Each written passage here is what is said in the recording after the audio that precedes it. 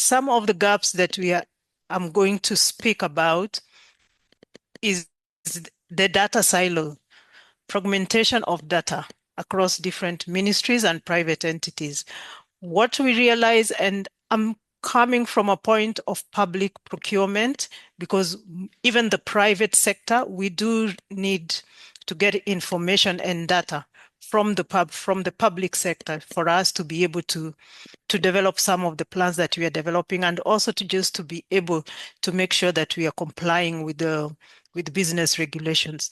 So whenever you go across any government entity or to look for data, you want to clear goods, you want to look at what, for example, if it's medicines, what's required, what are the documents that you need to be able to register a business.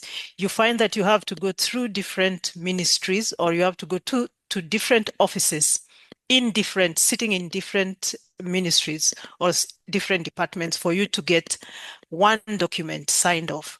So that itself is a gap that has made it a bit difficult for AI to be able to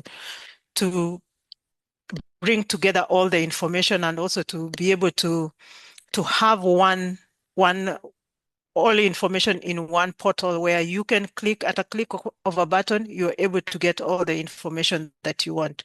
There's also lack of harmonized frameworks, which leads to high compliance for cross-border data flow.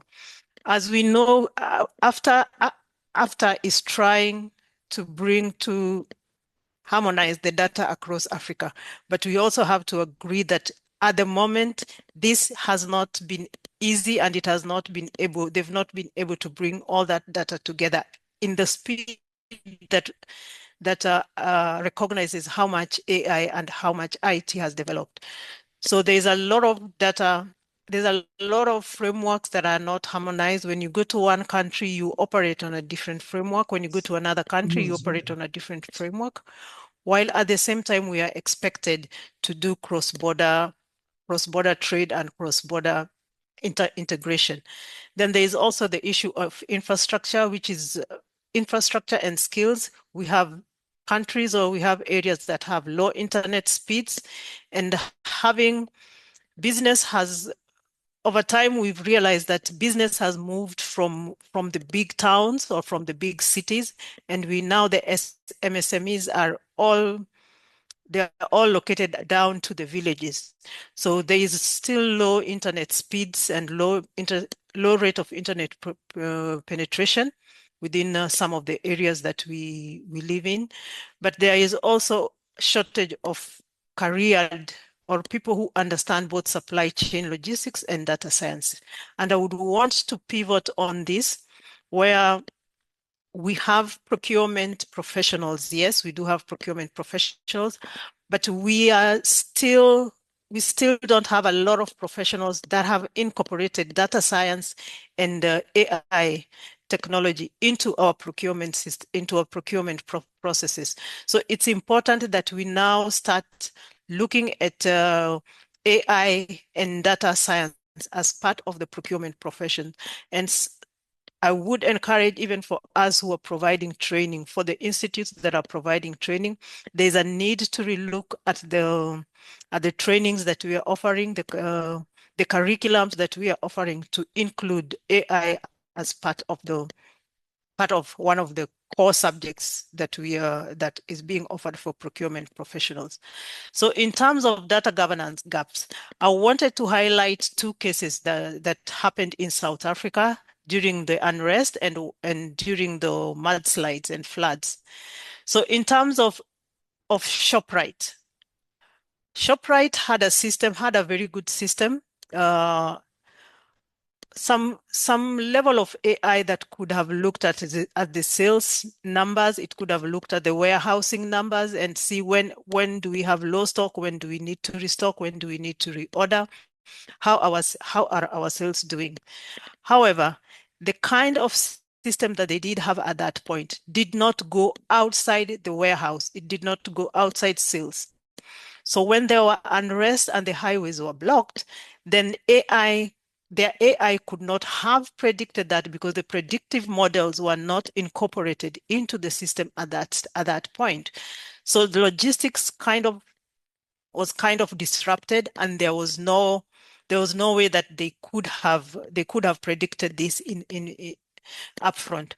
So what happened is that there was total stockouts. There was need to enter in and manually try and address the logistic issues that came up. You had to either manually feed the intelligence into the system, but even then they had to use the manual system of phones and sending out vehicles or sending out human beings to be able to navigate the unrest and be able to deliver on time. Then we have Toyota also within South Africa, because we know it has Toyota's Durban plant has one of the global hub for Toyota Hilux models. So one of the things that happened during the floods again at the same time is that they had not because Toyota uses a just-in-time model. They had not looked at the logistics part of it again. So when there were disruptions during the floods and the floods, they were not able to have goods come in and delivered to the factory on time. However, they also did not have tier 2 or tier 3 suppliers who would have been activated within a short time to be able to deliver. And that would have been probably suppliers based somewhere near South Africa, or around having separate hubs within South Africa or within outside Durban that could have helped them get their parts on time. So that cost them a loss of about 1.5 billion. But they did learn from that experience, and they have a build back better strategy where they digitize the local supplier network for future resilience. So instead of just having all the international suppliers in their strategy, in their AI strategy and in their AI mapping, they also did bring in local suppliers so that they would also be able to have that as a future backup in case there are any issues that happen that disrupt the logistics pipeline.